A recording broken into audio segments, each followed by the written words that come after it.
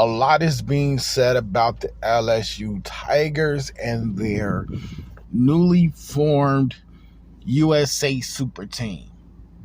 I mean, you got Anissa Morrow now, Haley Van Lith now.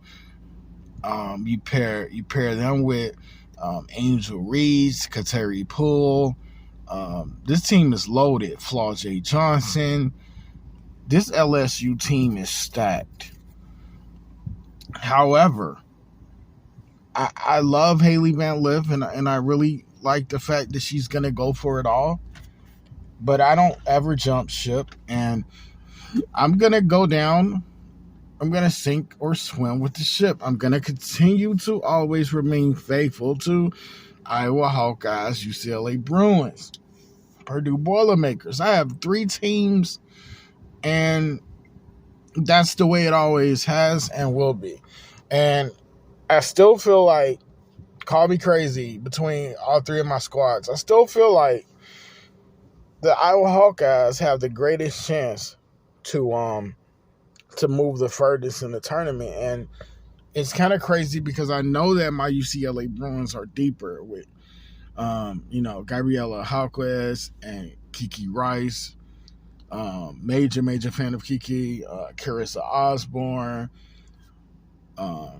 Emily Bessoir. I mean, London Jones. My Bruins have so many players. They're stacked. Lauren Betts came over from Stanford. And if I'm gonna be just gonna eliminate all my bias, right? Because I'm a bigger Caitlin Clark fan than almost any collegiate player, even Cameron Brink.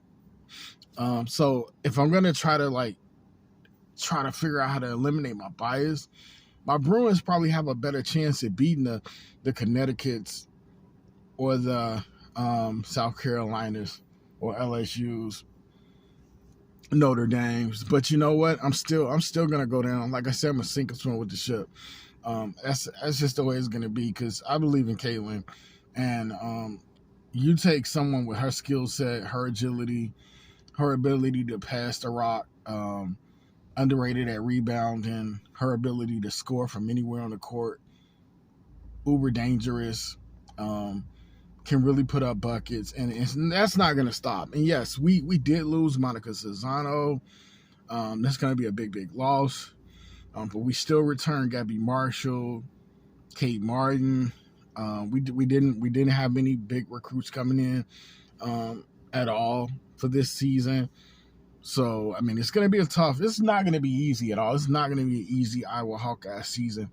But I feel like my Purdue Boilermakers are going to be young, graduated last year, Lasia Petrie.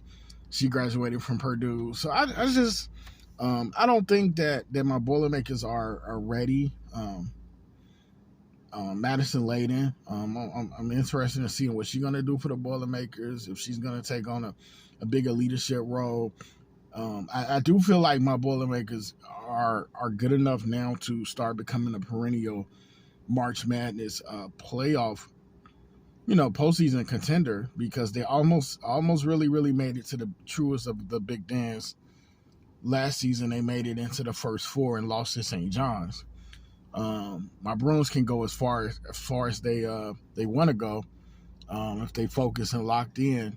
They got another year of experience under their belt. I don't think South Carolina is the same powerhouse team. We're just going to really have to see. Clearly, LSU is going to be the favorite. They're probably going to stay that way. They might even go undefeated. I just feel like I can't go against Caitlin Clark, believing in her, knowing what she's capable of, what she has done, what the Iowa Hawkeyes team has done. Like I said, we still bring back some leadership, some veteran leadership. Players will have to take on bigger roles.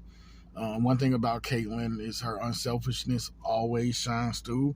And it was kind of unfortunate. In the championship game, here's my thing really quickly. I just feel like nobody else really stepped up, so Caitlin was kind of forced to do it all, forced to take more shots than ever, forced to try to create, because we just did not have it. And Jasmine Carson, I believe was her name. She had an insane game for the LSU Tigers. She shot the lights out of the gym, and that's what it came down to. And I just felt like we just were, whatever reason, we just got bulldozed, hit, and just could not recover. And by the time we started to recover, we started to run out of time. You know, I never really felt like we could cap and complete the comeback, and we just couldn't. So, you know, the reality is, you know, my Hawkeyes lost. Now, obviously, if I gotta pick a favorite team out of my three, I'm gonna go with the Hawkeyes. 'Cause, you know, I am.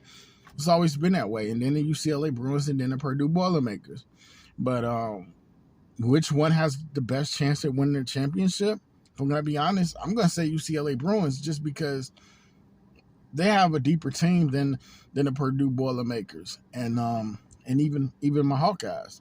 And it's gonna take make no mistake, it's gonna take a complete team to knock off LSU at some point. So, you know, just wanted to talk about some women's college basketball, Caitlin Clark, you know, discuss, you know, my teams, my favorite players, you know, Kiki Rice, talk about the Purdue Boilermakers, all three of my teams. And I just wanted to just kind of shine light on them. Like, who do you think is going to have the best season out of Purdue, UCLA, Iowa?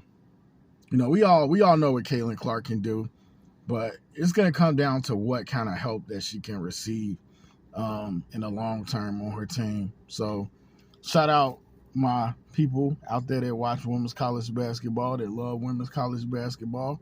Stay tuned. More content is coming. And I couldn't tell you if we're going to talk NBA, WNBA. Y'all know free agency is going on. Damian Lillard requested a trade. Key pieces and players are moving like crazy in free agency.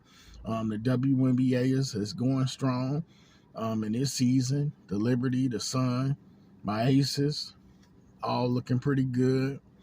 You know, it's some storylines out there that's constantly moving in the WNBA.